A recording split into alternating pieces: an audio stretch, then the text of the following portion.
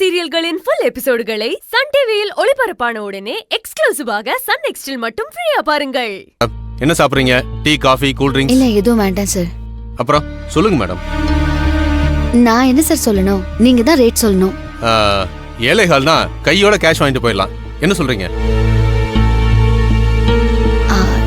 Sir இவ்ளோ கம்மியாலாம் கொடுக்க முடியாது. நான் 8 lakhs போட்டிருக்கிறதே கம்மி தான். நான் வண்டி வாங்கும் போது 10.6 ஆச்சு சார். அது கூட நான் ஏன் 8 lakhs போட்டிருக்கேன்னா வண்டி உடனே சேல்ஸ் ஆகணும்னு தான். நீங்க கிலோமீட்டர்ஸ் பாருங்க சார், 8000 kilometers தான் ஓடி இருக்கு. எல்லாம் சரிமா, ஆனா செகண்ட் ஹேண்ட் வண்டி தானே. கொஞ்சம் பார்த்து சொல்லுங்க, கையோட முடிச்சுக்குவோம்.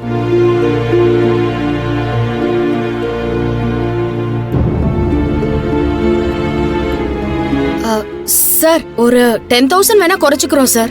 அதுக்கு மேல குறைக்க முடியாது சார். என்னம்மா ரெண்டு பேரும் இப்படி பேசுறீங்களேம்மா? 10,000ல ஒரு அமௌண்டே இல்லம்மா. நீங்க 8 ரூபா சொல்லிருக்கீங்க, நான் 7,5 ரூபா சொல்லிருக்கேன். சரி, 2 பேருக்கு வேண்டாம், 740க்கு முடிச்சிடலாம். இல்ல சார், அவ்வளோலாம் முடியாது. நீங்க இவ்ளோ தூரம் கேக்குறதுனால ஒரு 5,000 குறைச்சுக்கிறோம். ஒரு 785க்கு வண்டியை கொடுத்துடுறோம் சார்.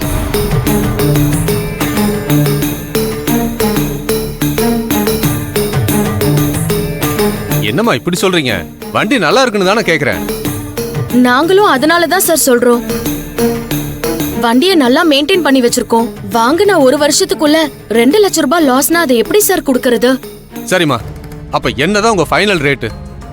சொன்னல சார், 785க்கு கொடுங்க.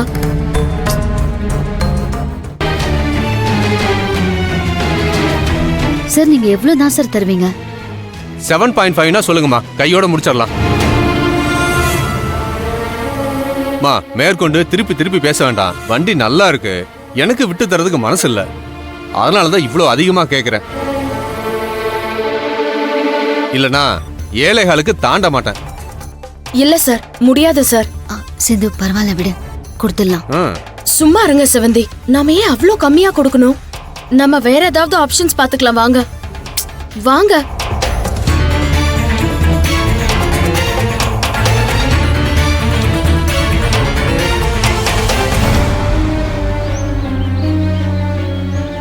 சிந்து, ஆப்பர்ச்சுனிட்டி வரும்போதே வித்துட்டா முடிஞ்சது. இல்லனா திரும்ப போய் தேடிட்டு இருக்கணும். நமக்கு இப்போதைக்கு பணம் தேவை. 20,000 30,000 எல்லாம் பார்க்க வேண்டாம், கையோட முடிச்சிடலாம். நம்ம கேட்டதுக்கு 35,000 டிஃபரன்ஸ், அவ்வளவுதானே. போயிட்டு போகுது. எவ்வளோ போச்சு, அது கூட இதுவும் சேர்த்துப்போம். இப்போதைக்கு பிரச்சனையில இருந்து வெளியில வருவோம். நமக்கு இப்படி ஒரு பிரச்சனை இருக்குன்னு தெரிஞ்சுதான் அவங்க இப்படி கம்மியா கேக்குறாங்க. அதனாலதான் கொடுக்க வேண்டாம்னு சொல்றேன். நம்ம எழுந்து வெளியில வந்தாதான் ஆட்டோமேட்டிக்கா இன்னும் கொஞ்சம் ரேட் அதிகமாகும். அதை ஏன் நீங்க புரிஞ்சுக்க மாட்டேங்கிறீங்க? ஒருவேளை நம்ம வெளியில போயிட்டா அவரும் வேண்டான்னு விட்டுட்டாருன்னா என்ன பண்றது? இததான் சொல்றேன். நம்ம இப்படி டெஸ்பரேட்டா இருந்தாலே அவங்க அதை யூஸ் பண்ணிப்பாங்க. என்னமோ பண்ணுங்க. சரி வா போலாம்.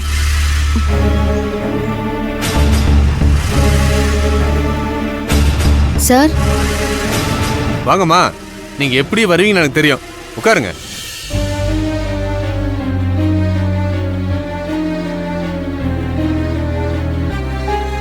சார் எங்களுக்கு ஓகே தான், 7.5க்கே முடிச்சிடலாம். ரொம்ப சந்தோஷமா, நல்ல முடிவு. வண்டியை விட்டுறக்கூடாதுன்னு தான் நானும் நினைச்சேன். சரிங்கம்மா, பார்ட்டி போய் பார்த்தலாம் வாங்க. பார்ட்டியா? யார் சார் இந்த பார்ட்டி? நான் கார்லாம் சேல்ஸ் பண்றோமா, வெளியில போர்டு பார்க்கல?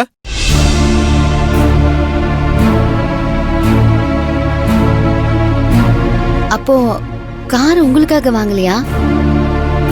வேற யாருக்கோ வாங்கி கொடுக்குறீங்களா? என் பிசினஸ் இதாம்மா. கரெக்டான ஒரு ரேட்டுக்கு நான் டீல் பேசி முடிப்பேன்.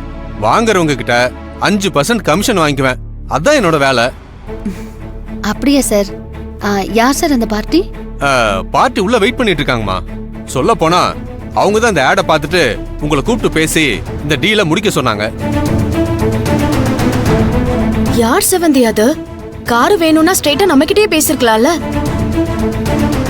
ஏமா 7.5 ஓகே தானே? மாத்திர மாட்டீங்கல்ல? இல்ல சார், எங்களுக்கு ஓகே தான். சரி வாங்க போலாம்.